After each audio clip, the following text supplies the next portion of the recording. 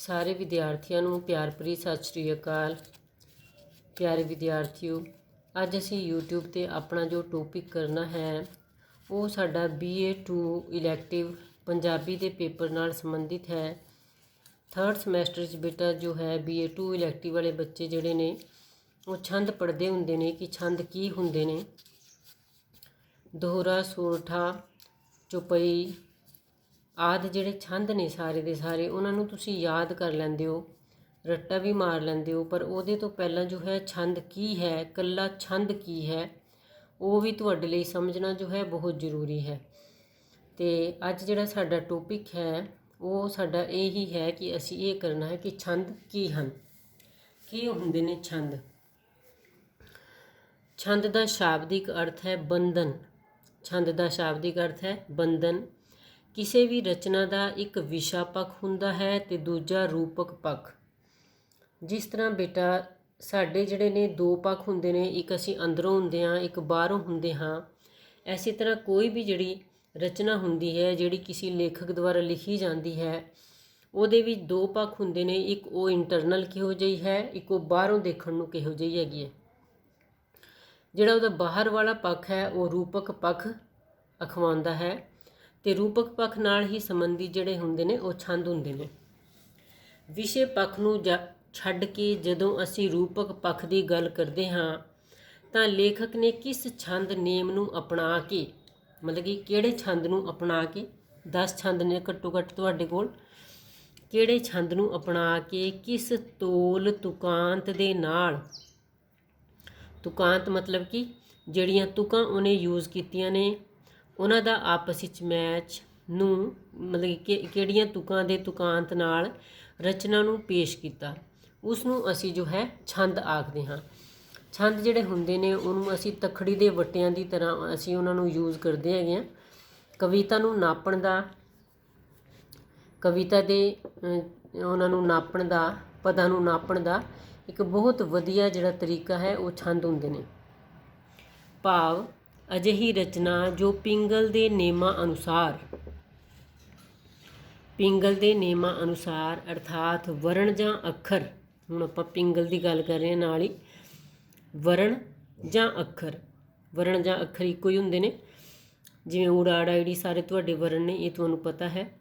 ਵਰਣ ਜਾਂ ਅੱਖਰ ਮਾਤਰਾ ਦੀ ਗਿਣਤੀ ਮਿਣਤੀ ਦੇ ਹਿਸਾਬ ਨਾਲ, ਮਾਤਰਾ ਦੀ ਗਿਣਤੀ ਮਿਣਤੀ ਦੇ ਹਿਸਾਬ ਨਾਲ ਕਿਸੇ ਤਰਤੀਬ, ਕਿਸੇ ਸੁਰ ਤਾਲ ਵਿੱਚ ਗਾਏ ਜਾਣ ਦੇ ਸਮਰੱਥ ਹੋਵੇ, ਉਹਨੂੰ ਜੋ ਹੈ ਛੰਦਬੱਧ ਰਚਨਾ ਕਿਹਾ ਜਾਂਦਾ ਹੈ। ਵਰਣ ਜਾਂ ਅੱਖਰ ਮਾਤਰਾਵਾਂ ਦੀ ਗਿਣਤੀ ਮਿਣਤੀ ਦੇ ਹਿਸਾਬ ਨਾਲ ਕਿਸੇ ਤਰਤੀਬ ਵਿੱਚ ਕਿਸੇ ਸੁਰ ਤਾਲ ਵਿੱਚ ਗਾਏ ਜਾਣ ਦੇ ਸਮਰੱਥ ਹੋਣ ਨਾ ਜਦੋਂ, ਤਾਂ ਉਹਨੂੰ ਜੋ ਹੈ ਛੰਦਬੱਧ ਰਚਨਾ ਕਿਹਾ ਜਾਂਦਾ ਹੈ। ਇਹ ਬੰਧਨ ਜਾਂ ਛੰਦ ਉਸ ਰਚਨਾ ਦੀ ਚਾਲ ਨੂੰ ਸੁਰੱਖਿਅਤ ਰੱਖਣ ਲਈ ਸਹਾਈ ਹੁੰਦੇ ਹਨ। ਮਤਲਬ ਕਿ ਲੇਖਕ ਨੇ ਜਿਹੜੀ ਪਹਿਲੀ ਲਾਈਨ ਹੁੰਦੀ ਹੈ ਉਹਦੇ 'ਚ ਜਿੰਨੇ ਉਹਨੇ ਯੂਜ਼ ਕੀਤੇ ਨੇ ਸ਼ਬਦ, ਇਹ ਜ਼ਰੂਰੀ ਹੋ ਜਾਂਦਾ ਫਿਰ ਉਹਦੇ ਲਈ ਕਿ ਉਹਦੇ 'ਚ ਜਿਹੜੀ ਅਗਲੀ ਲਾਈਨ ਵਿੱਚ ਜਿਹੜੇ ਉਹ ਸ਼ਬਦ ਯੂਜ਼ ਕਰੇਗਾ ਉਹਦੀ ਗਿਣਤੀ ਦੇ ਆਸ-ਪਾਸ ਰਹਿਣ, ਉਹ ਬਹੁਤੇ ਉਹਦੇ ਤੋਂ ਛੋਟੇ ਵੱਡੇ ਨਾ ਹੋਣ, ਸੁਰੱਖਿਅਤ ਰੱਖਣ ਵਿੱਚ ਸਹਾਈ ਹੁੰਦੇ ਹਨ। ਛੰਦ ਵਿੱਚ ਵਰਣਾਂ ਦੀ ਗਿਣਤੀ ਮਿਣਤੀ ਅਤੇ ਮਾਤਰਾਵਾਂ ਦਾ ਹਿਸਾਬ ਕੀਤਾ ਜਾਂਦਾ। ਕੋਈ ਵੀ ਜਿਹੜਾ ਵਰਣ ਹੁੰਦਾ ਹੈ, ਜਿਵੇਂ ਜਿਹੜੇ ਵਰਣ ਹੁੰਦੇ ਨੇ ਉਹ ਸਭ ਤੋਂ ਛੋਟਾ ਰੂਪ ਹੁੰਦੇ ਨੇ। ਛੋਟਾ ਬੱਚਾ ਜਦੋਂ ਸਕੂਲੇ ਪੜ੍ਹਨ ਜਾਂਦਾ ਉਹਨੂੰ ਸਭ ਤੋਂ ਪਹਿਲਾਂ ਉਹਨੂੰ ਵਰਣ ਸਿਖਾਏ ਜਾਂਦੇ ਨੇ, ਫਿਰ ਉਹਨੂੰ ਸ਼ਬਦ ਅਤੇ ਫਿਰ ਉਹਨੂੰ ਵਾਕ ਸਿਖਾਏ ਜਾਂਦੇ ਨੇ। ਅਤੇ ਇੱਥੇ ਅਸੀਂ ਪਹਿਲਾਂ ਵਰਣਾਂ ਦੀ ਉਹੀ ਗੱਲ ਕਰ ਰਹੇ ਹਾਂ ਕਿ ਵਰਣਾਂ ਦੀ ਗਿਣਤੀ ਮਿਣਤੀ ਅਤੇ ਮਾਤਰਾਵਾਂ ਦਾ ਹਿਸਾਬ ਕਿਤਾਬ ਲਾਇਆ ਜਾਂਦਾ ਛੰਦਾਂ ਵਿੱਚ।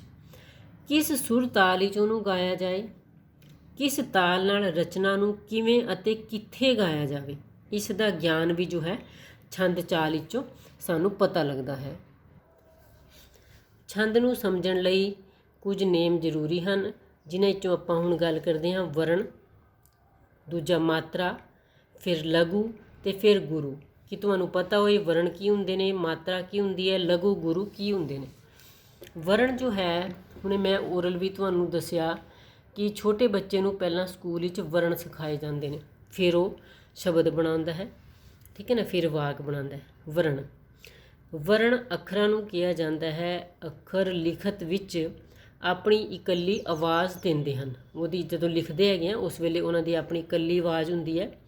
ਪੰਜਾਬੀ ਅੱਖਰਾਂ ਨਾਲ ਲੱਗਾਂ ਮਾਤਰਾਵਾਂ, ਲੱਗਾਂ ਲਾਈਆਂ ਜਾਂਦੀਆਂ ਨੇ, ਜਿਹੜੀਆਂ ਅੱਖਰਾਂ ਨਾਲ ਜੁੜ ਕੇ ਆਪਣੀ ਆਵਾਜ਼ ਪ੍ਰਗਟ ਕਰਦੀਆਂ ਨੇ। ਮਤਲਬ ਕਿ ਉਂਝ ਉਹਨਾਂ ਦੀ ਆਪਣੀ ਕੋਈ ਆਵਾਜ਼ ਨਹੀਂ ਹੁੰਦੀ, ਜਦੋਂ ਅੱਖਰਾਂ ਨਾਲ ਲੱਗਦੀਆਂ ਨੇ ਫਿਰ ਉਹਨਾਂ ਦੀ ਆਵਾਜ਼ ਜੋ ਹੈ ਉਹ ਪਤਾ ਲੱਗਦੀ ਹੈ। ਲੱਗਾਂ ਦੀ ਆਪਣੀ ਕੋਈ ਆਵਾਜ਼ ਨਹੀਂ ਹੁੰਦੀ। ਆਵਾਜ਼ ਜਾਂ ਉਚਾਰਨ ਦੇ ਲਿਹਾਜ਼ ਨਾਲ ਅੱਖਰ ਦੋ ਤਰ੍ਹਾਂ ਦੇ ਹੁੰਦੇ ਨੇ। ਆਵਾਜ਼ ਜਾਂ ਉਚਾਰਨ ਦੇ ਹਿਸਾਬ ਨਾਲ ਜਿਹੜੇ ਨੇ ਅੱਖਰ ਦੋ ਤਰ੍ਹਾਂ ਦੇ ਹੁੰਦੇ ਨੇ। ਇੱਕ ਉਹ ਜਿਨ੍ਹਾਂ ਦੇ ਉਚਾਰਨ ਵਿੱਚ ਥੋੜ੍ਹਾ ਸਮਾਂ ਲੱਗਦਾ ਹੈ, ਜਾਂ ਜਿਨ੍ਹਾਂ ਦੀ ਆਵਾਜ਼ ਜੋ ਹੈ ਛੋਟੀ ਹੁੰਦੀ ਹੈ। ਕਈ ਅੱਖਰ ਹੁੰਦੇ ਨੇ ਜਿਵੇਂ ਆਪਾਂ ਹੁਣੇ ਗੱਲ ਕਰਾਂਗੇ, ਉਹਨਾਂ ਨੂੰ ਬੋਲਣ ਵਿੱਚ ਥੋੜ੍ਹਾ ਸਮਾਂ ਲੱਗਦਾ ਹੈ, ਉਹਨਾਂ ਦੀ ਆਵਾਜ਼ ਜੋ ਹੈ ਛੋਟੀ ਹੁੰਦੀ ਹੈ। ਜਿਵੇਂ ਵਰਡ ਹੈ, ਦੇਖੋ ਐਗਜ਼ਾਮਪਲ ਅੱਗੇ ਦਿੱਤਾ ਡਰ, ਫਿਰ ਅਗਲਾ ਹੈ ਜਿਸ, ਫਿਰ ਉਸ। ਵਿਚਲੇ ਸਾਰੇ ਅੱਖਰਾਂ ਦੀ ਆਵਾਜ਼ ਜਿਹੜੀ ਹੈ ਉਹ ਛੋਟੀ ਹੈ, ਮਤਲਬ ਕਿ ਇਹ ਵਰਡ ਜਿਹੜੇ ਨੇ ਇਹ ਆਪਾਂ ਇੱਕਦਮ ਬੋਲ ਦਿੱਤੇ। ਫਿਰ ਹੈ ਦੂਜੇ ਉਹ ਅੱਖਰ ਹੁੰਦੇ ਨੇ ਜਿਨ੍ਹਾਂ ਦੇ ਉਚਾਰਨ ਵਿੱਚ ਕੁਝ ਸਮਾਂ ਲੱਗਦਾ ਹੈ, ਅਰਥਾਤ ਜਿਨ੍ਹਾਂ ਦੀ ਆਵਾਜ਼ ਵੱਡੀ ਲੰਬੀ ਹੁੰਦੀ ਹੈ, ਜਾਂ ਵੱਡੀ ਹੋਏ ਜਾਂ ਲੰਬੀ ਹੋਏ ਇੱਕੋ ਹੀ ਗੱਲ ਹੈ। ਫੋਰ ਐਗਜ਼ਾਮਪਲ ਜਿਵੇਂ ਹੁਣ ਵਰਡ ਨੇ ਜਿਹੜੇ ਉਹਨਾਂ ਦਾ ਐਗਜ਼ਾਮਪਲ ਦਿੱਤਾ ਹੋਇਆ ਡੋਰੀ, ਜੋੜੇ, ਘੋੜੇ, ਉਣੀ। ਇਹ ਜਿਹੜੇ ਅੱਖਰ ਨੇ ਦੇਖੋ ਇਹਨਾਂ ਵਿਚਲੇ ਸਾਰੇ ਅੱਖਰਾਂ ਦੀਆਂ ਆਵਾਜ਼ਾਂ ਜਿਹੜੀਆਂ ਨੇ ਵੱਡੀਆਂ ਅਤੇ ਲੰਬੀਆਂ ਨੇ। ਉੱਪਰ ਜਿਹੜੇ ਅਸੀਂ ਪੜ੍ਹੇ ਸੀ ਡਰ, ਜਿਸ, ਉਸ, ਉਹਨਾਂ ਦੀ ਆਵਾਜ਼ ਜਿਹੜੀ ਸੀ ਉਹ ਛੋਟੀ ਸੀ। ਜਿਸ ਵਰਣ ਜਾਂ ਅੱਖਰ ਦੇ ਉਚਾਰਨ ਵਿੱਚ ਥੋੜ੍ਹਾ ਸਮਾਂ ਲੱਗੇ ਉਹਨੂੰ ਲਘੂ ਕਿਹਾ ਜਾਂਦਾ ਹੈ। ਅਤੇ ਲਘੂ ਦਾ ਅਰਥ ਹੁੰਦਾ, ਮਤਲਬ ਹੁੰਦਾ ਛੋਟਾ। ਲਘੂ ਦਾ ਮਤਲਬ ਹੁੰਦਾ ਛੋਟਾ। ਜਿਵੇਂ ਘਰ, ਸਿਰ ਅਤੇ ਤੁਕ ਦੇ ਸਾਰੇ ਅੱਖਰ ਜਾਂ ਵਰਣ ਜਿਹੜੇ ਨੇ ਲਘੂ ਨੇ। ਹੁਣ ਇੱਥੇ ਵਰਡ ਦਿੱਤੇ ਨੇ ਤੁਹਾਨੂੰ, ਬੇਸ਼ੱਕ ਸੱਸੇ ਨੂੰ ਸਿਹਾਰੀ ਪਈ ਹੋਈ ਹੈ ਅਤੇ ਪਰ ਫਿਰ ਵੀ ਦੇਖੋ ਉਹਦੀ ਜਿਹੜੀ ਆਵਾਜ਼ ਹੈ ਉਹ ਛੋਟੀ ਹੈ। ਜਿਵੇਂ ਘਰ, ਸਿਰ ਅਤੇ ਤੁਕ। ਹੁਣ ਆਪਾਂ ਗੱਲ ਕਰੀਏ ਕਿ ਗੁਰੂ ਕਿਹਨੂੰ ਕਹਿੰਦੇ ਨੇ। ਗੁਰੂ ਅਤੇ ਲਘੂ ਦੇਖਣੇ ਹੁੰਦੇ ਨੇ ਨਾ ਅਸੀਂ ਛੰਦਾਂ ਵਿੱਚ। ਜਿਸ ਵਰਣ ਦੇ ਉਚਾਰਨ ਵਿੱਚ ਬਹੁਤ ਸਮਾਂ ਲੱਗੇ, ਜਿਸ ਦੀ ਆਵਾਜ਼ ਵੱਡੀ ਜਾਂ ਲੰਬੀ ਹੋਵੇ ਉਸ ਨੂੰ ਗੁਰੂ ਆਖਦੇ ਹਨ। ਅਤੇ ਗੁਰੂ ਦਾ ਅਰਥ ਹੀ ਹੁੰਦਾ ਵੱਡਾ। ਫੋਰ ਐਗਜ਼ਾਮਪਲ ਦੇਖੋ ਇੱਥੇ ਜੋ ਕੁਛ ਅੱਖਰਾਂ ਦੇ ਐਗਜ਼ਾਮਪਲ ਦਿੱਤੇ ਹੋਏ ਨੇ, ਇਹ ਨਹੀਂ ਹੈ ਕਿ ਤੁਸੀਂ ਇਹਨਾਂ ਹੀ ਅੱਖਰਾਂ ਨੂੰ ਕਹੋਗੇ ਕਿ ਇਹੀ ਗੁਰੂ ਨੇ। ਇੱਥੇ ਅੱਖਰ ਦਿੱਤੇ ਹੋਏ ਨੇ ਐਗਜ਼ਾਮਪਲ ਵਜੋਂ ਵੀਰਾ, ਭੋਰੇ, ਮੂਲੋਂ ਆਦਿ ਜਿਹੜੇ ਨੇ ਸਾਰੇ ਅੱਖਰ ਜਿਹੜੇ ਨੇ ਇਹ ਗੁਰੂ ਨੇ। ਲਘੂ ਦਾ ਸਰੂਪ ਜਿਹੜਾ ਹੁੰਦਾ ਹੈ, ਮਤਲਬ ਕਿ ਲਘੂ ਅਤੇ ਗੁਰੂ ਨੂੰ ਤੁਸੀਂ ਸ਼ੋਅ ਕਿਵੇਂ ਕਰਦੇ ਹੋ, ਤੁਸੀਂ ਲਿਖਦੇ ਕਿਵੇਂ ਹੋ। ਲਘੂ ਨੂੰ ਜੋ ਹੈ ਉਹ ਤੁਸੀਂ ਇੱਕ ਸਿੱਧੀ ਲਕੀਰ ਹੁੰਦੀ ਹੈ, ਜਿਸ ਤਰ੍ਹਾਂ 1 ਪਾ ਲੈਂਦੇ ਆਪਾਂ ਜਾਂ ਆਈ ਪਾ ਲੈਂਦੇ ਅੰਗਰੇਜ਼ੀ ਦਾ। ਅਤੇ ਲਘੂ ਦਾ ਸਰੂਪ ਤੇ ਹੋ ਗਿਆ ਆਈ ਨਾਲ। ਅਤੇ ਹੁਣ ਜੋ ਹੈ ਗੁਰੂ ਦਾ ਸਰੂਪ ਅੰਗਰੇਜ਼ੀ ਅੱਖਰ ਦੇ ਐਸ ਵਰਗਾ ਹੁੰਦਾ ਹੈ। ਲਘੂ ਨੂੰ ਇੱਕ ਮਾਤਰਾ ਹੋ ਸਕਦੀ ਹੈ। ਇੱਥੇ ਕੀ ਆਇਆ ਕਿ ਲਘੂ ਨੂੰ ਇੱਕ ਮਾਤਰਾ ਹੋ ਸਕਦੀ ਹੈ ਅਤੇ ਗੁਰੂ ਦੀਆਂ ਜਿਹੜੀਆਂ ਨੇ ਉਹ ਦੋ ਮਾਤਰਾਵਾਂ ਹੁੰਦੀਆਂ ਨੇ। ਹੁਣ ਆਪਾਂ ਗੱਲ ਕਰਾਂਗੇ ਮਾਤਰਾ ਕੀ ਹੁੰਦੀ ਹੈ। ਮਾਤਰਾ ਮੁਕਤਾ ਜਾਂ ਲਘੂ ਅੱਖਰ ਦੇ ਉਚਾਰਨ ਵਿੱਚ ਜਿੰਨਾ ਸਮਾਂ ਲੱਗਦਾ ਹੈ ਉਹਨੂੰ ਮਾਤਰਾ ਕਿਹਾ ਜਾਂਦਾ ਹੈ। ਜਾਂ ਮੁਕਤਾ ਜਾਂ ਲਘੂ ਅੱਖਰ ਦੇ ਇੱਕੋ ਹੀ ਗੱਲ ਹੈ ਨਾ। ਮੁਕਤਾ ਹੁੰਦਾ ਜਿਹਨੂੰ ਕੋਈ ਮਾਤਰਾ ਨਹੀਂ ਲੱਗੀ ਹੁੰਦੀ, ਜਿੰਨਾ ਸਮਾਂ ਲੱਗਦਾ ਹੈ ਉਸ ਨੂੰ ਮਾਤਰਾ ਆਖਦੇ ਹਨ। ਇੱਕ ਮਾਤਰਾ ਵਾਲਾ ਅੱਖਰ ਜੋ ਹੈ ਉਹ ਲਘੂ ਹੁੰਦਾ ਹੈ। ਫੋਰ ਐਗਜ਼ਾਮਪਲ ਜਿਵੇਂ ਆਪਾਂ ਉੱਪਰ ਐਗਜ਼ਾਮਪਲ ਕਰਕੇ ਆਏ ਹੈਗੇ ਹਾਂ, ਅਤੇ ਦੋ ਮਾਤਰਾ ਵਾਲਾ ਜਿਹੜਾ ਵਰਣ ਹੁੰਦਾ ਹੈ ਉਹਨੂੰ ਜੋ ਹੈ ਗੁਰੂ ਕਿਹਾ ਜਾਂਦਾ ਹੈ। ਫੋਰ ਐਗਜ਼ਾਮਪਲ ਅ ਜੋ ਹੈ ਇਕੱਲਾ ਅ ਮੁਕਤਾ ਹੈ। ਅਤੇ ਇਹਦੀ ਜਿਹੜੀ ਇਹਨੂੰ ਜੋ ਹੈ ਲਘੂ ਨਾਲ ਤੁਸੀਂ ਸ਼ੋਅ ਕਰੋਗੇ। ਅ ਨੂੰ ਇਕੱਲੇ ਅ ਨੂੰ, ਜਿਹਨੂੰ ਆਪਾਂ ਆੜਾ ਵੀ ਬੋਲਦੇ ਹਾਂ, ਊੜਾ ਆੜਾ, ਅ ਨੂੰ ਤੁਸੀਂ ਲਘੂ ਆਖੋਗੇ। ਅਤੇ ਆ ਜੋ ਹੈ ਉਹ ਗੁਰੂ ਮਾਤਰਾ ਹੈ। ਮਤਲਬ ਕਿ ਇਕੱਲਾ ਜਦੋਂ ਅ ਲਿਖਿਆ ਉਹਨੂੰ ਤੁਸੀਂ 1 ਨਾਲ ਸ਼ੋਅ ਕਰੋਗੇ, ਅਤੇ ਆ ਜਦੋਂ ਤੁਸੀਂ ਲਿਖਿਆ ਉਹਨੂੰ ਜੋ ਹੈ ਤੁਸੀਂ ਐਸ ਨਾਲ ਸ਼ੋਅ ਕਰੋਗੇ। ਫਿਰ ਅੱਗੇ ਹੈ ਮੁਕਤਾ, ਸਿਹਾਰੀ ਅਤੇ ਔਂਕੜ ਵਾਲੇ ਅੱਖਰ ਜਿਹੜੇ ਨੇ ਇੱਕ ਮਾਤਰਿਕ ਜਾਂ ਲਘੂ ਹੁੰਦੇ ਨੇ। ਮੁਕਤਾ ਤੁਹਾਨੂੰ ਪਤਾ ਕੋਈ ਮਾਤਰਾ ਨਾ ਹੋਣੀ। ਸਿਹਾਰੀ ਤੁਹਾਨੂੰ ਪਤਾ ਹੈ, ਹਰਿਆਣੇ ਵਾਲੇ ਬੱਚਿਆਂ ਨੂੰ ਦੱਸਾਂ ਕਿ ਛੋਟੀ ਦੀ ਮਾਤਰਾ ਨੂੰ ਬੋਲਦੇ ਹੈਗੇ ਆ। ਔਂਕੜ ਜੋ ਹੈ ਛੋਟੇ ਉਹਦੀ ਮਾਤਰਾ ਪੈਰ ਵਿੱਚ ਵਾਲੇ ਅੱਖਰ ਜਿਹੜੇ ਨੇ ਉਹਨਾਂ ਨੂੰ ਹਮੇਸ਼ਾ ਲਘੂ ਹੀ ਕਿਹਾ ਜਾਂਦਾ ਹੈ। ਅਤੇ ਜਿਹੜੇ ਗੁਰੂ ਹੁੰਦੇ ਨੇ ਉਹ ਕਿਹੜੇ ਕਿਹੜੇ ਹੁੰਦੇ ਨੇ, ਉਹ ਹੁੰਦੇ ਨੇ ਕੰਨਾ, ਬਿਹਾਰੀ, ਦੁਲੈਂਕੜ, ਦੁਲਾਵਾਂ, ਹੋੜਾ, ਘਨੋੜਾ, ਟਿੱਪੀ ਅਤੇ ਅਧਕ ਵਾਲੇ ਜਿਹੜੇ ਅੱਖਰ ਹੁੰਦੇ ਨੇ ਉਹ ਸਾਰੇ ਮਾਤ੍ਰਿਕ ਜਾਂ ਗੁਰੂ ਹੁੰਦੇ ਨੇ।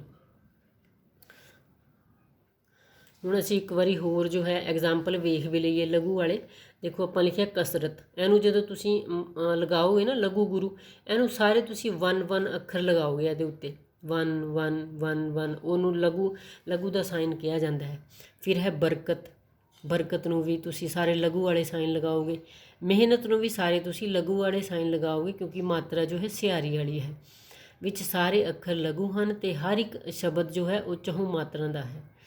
ਫਿਰ ਹੋਰ ਐਗਜ਼ਾਮਪਲ ਦਿੱਤਾ ਹੋਇਆ ਜਿਹੜੇ ਗੁਰੂ ਵਾਲੇ ਐਗਜ਼ਾਮਪਲ ਨੇ ਨਾ, ਜਿਨ੍ਹਾਂ ਨੂੰ ਆਪਾਂ ਗੁਰੂ ਵਾਲੀ ਮਾਤਰਾ ਲਗਾਉਣੀ ਹੈ, ਉਹ ਕਿਹੜੇ ਕਿਹੜੇ ਵਰਡ, ਕਿਵੇਂ ਦੇ ਵਰਡ ਹੋ ਸਕਦੇ ਨੇ, ਜਿਵੇਂ ਤੋਲੀਆ, ਤੌਲੀਆ, ਠੀਕ ਹੈ, ਭੋਰੀਆ, ਚੀਰੀਏ, ਬੋਦੀਏ। ਵਿੱਚ ਸਾਰੇ ਜਿਹੜੇ ਅੱਖਰ ਨੇ ਉਹ 2 ਮਾਤ੍ਰਿਕ ਜਾਂ ਗੁਰੂ ਹਨ ਅਤੇ ਹਰ ਇੱਕ ਸ਼ਬਦ ਜੋ ਹੈ ਉਹ ਮਾਤਰਾ ਵਾਲਾ ਹੈ। ਸਾਰੇ ਸ਼ਬਦ ਦੇਖੋ, ਤੱਤੇ ਨੂੰ ਵੀ ਮਾਤਰਾ, ਲੱਲੇ ਨੂੰ ਵੀ, ਆੜੇ ਨੂੰ ਵੀ, ਸਭ ਨੂੰ ਮਾਤਰਾਵਾਂ ਨੇ। ਇਸ ਕਰਕੇ ਇਹ ਸਾਰੇ ਸ਼ਬਦ ਜਿਹੜੇ ਨੇ ਇਹ ਗੁਰੂ ਨਾਲ ਲਿਖੋਗੇ ਤੁਸੀਂ, ਐਸ ਦਾ ਨਿਸ਼ਾਨ ਪਾਓਗੇ ਇਹਨਾਂ ਦੇ ਉੱਤੇ। ਫਿਰ ਹੈ ਜਿਵੇਂ ਸਾਗ, ਦੌੜ, ਪੀੜ, ਹਿੱਲ। ਵਿੱਚ ਹਰ ਇੱਕ ਸ਼ਬਦ ਦਾ ਜਿਹੜਾ ਪਹਿਲਾ ਅੱਖਰ ਹੈ ਉਹ ਗੁਰੂ ਹੈ। ਇਹਦੇ 'ਚ ਦੇਖੋ ਸੱਸੇ ਨੂੰ ਸੱਸੇ ਨੂੰ ਕੰਨਾ ਪਿਆ ਹੋਇਆ ਨਾ, ਸ ਆ, ਦ ਓ, ਪ ਈ, ਹ, ਸਿਆਰੀ ਅਤੇ ਨਾਲੇ ਅਧਕ ਹੈ। ਇਸ ਕਰਕੇ ਇਹ ਸਾਰੇ ਦੇ ਸਾਰੇ ਜਿਹੜੇ ਨੇ ਉਹ ਗੁਰੂ ਹਨ। ਅਤੇ ਦੂਜਾ ਲਘੂ ਅਤੇ ਹਰ ਇੱਕ ਸ਼ਬਦ ਜੋ ਹੈ 3 ਮਾਤਰਾਵਾਂ ਦੇ। ਅਤੇ ਦੂਜਾ ਇਹਨਾਂ ਦਾ ਜਿਹੜਾ ਸਾਰੇ ਅੱਖਰ ਨੇ ਦੂਜੇ, ਜਿਵੇਂ ਗੱਗਾ, ਸਾਗ ਨੂੰ ਗ, ਦੌੜ ਨੂੰ ੜ, ਪੱਪੇ ਨੂੰ, ਪੀੜ ਨੂੰ ੜ, ਹਿੱਲ ਨੂੰ ਲ। ਇਹ ਸਾਰੇ ਜਿਹੜੇ ਨੇ ਇਹ ਲਘੂ ਨੇ। ਇਹਦੇ ਤੋਂ ਇਲਾਵਾ ਇੱਕ ਛੋਟਾ ਜਿਹਾ ਰੂਲ ਹੋਰ ਹੈ ਕਿ ਬਿੰਦੀ ਜੋ ਹੈ, ਬਿੰਦੀ ਦੀ ਕੋਈ ਮਾਤਰਾ ਨਹੀਂ ਗਿਣੀ ਜਾਂਦੀ। ਬਿੰਦੀ ਪਤਾ ਨਾ ਬੇਟਾ ਤੁਹਾਨੂੰ, ਇੱਕ ਟਿੱਪੀ ਹੁੰਦੀ ਹੈ, ਇੱਕ ਬਿੰਦੀ ਹੁੰਦੀ ਹੈ। ਬਿੰਦੀ ਦੀ ਕੋਈ ਮਾਤਰਾ ਨਹੀਂ ਗਿਣੀ ਜਾਂਦੀ। ਬਿੰਦੀ ਨੂੰ ਤੁਸੀਂ ਜੋ ਹੈ ਲਘੂ ਹੀ ਗਿਣਦੇ ਹੋ, ਸਿਵਾਏ ਉਸ ਹਾਲਤ ਦੇ ਜਦੋਂ ਇਹ ਓ ਨਾਲ ਲੱਗ ਕੇ ਟਿੱਪੀ ਦਾ ਕੰਮ ਦੇਵੇ। ਓ ਨਾਲ ਜਦੋਂ ਲੱਗੀ ਹੁੰਦੀ ਹੈ ਨਾ, ਉਸ ਵੇਲੇ ਅਸੀਂ ਜੋ ਹੈ ਇਹਨੂੰ ਗੁਰੂ ਦੇ ਨਿਸ਼ਾਨ ਨਾਲ ਸ਼ੋਅ ਕਰਦੇ ਹੈਗੇ ਹਾਂ। ਉਹਦੇ ਤੋਂ ਇਲਾਵਾ ਜੋ ਹੈ ਇਹ ਹਮੇਸ਼ਾ ਜੋ ਹੈ ਲਘੂ ਦੇ ਨਿਸ਼ਾਨ ਨਾਲ ਲੱਗਦੀ ਹੈ। ਓਕੇ ਬੇਟਾ, ਥੈਂਕ ਯੂ।